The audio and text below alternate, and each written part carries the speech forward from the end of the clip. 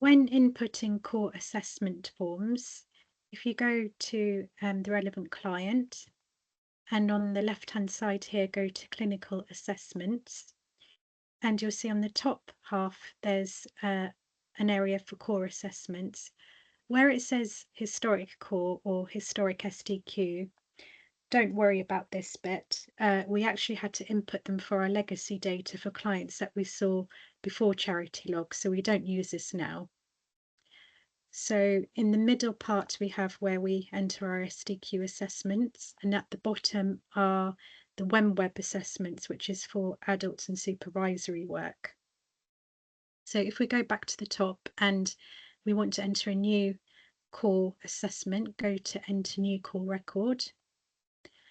This form is the same as the paper version of the form, and so basically if you enter the date, whether the type is an initial, interim or follow-up, and basically click through these fields.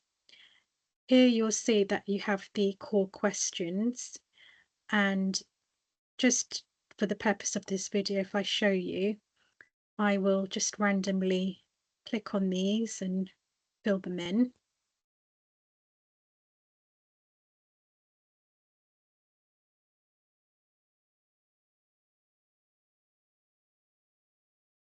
You will see it says calculate here, and you can see that it's not automatically calculated the scores.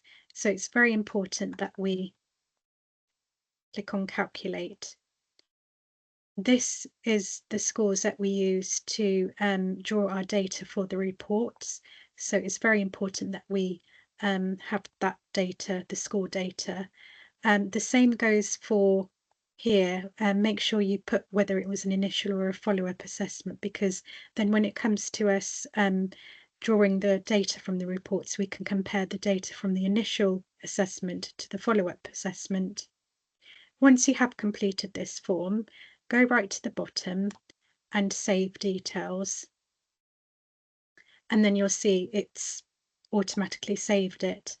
If for any reason you feel you've made a mistake, that's fine. Just go back into the form and amend what you need to amend and just save it again, and it will save it there. And that's how we do the core assessments.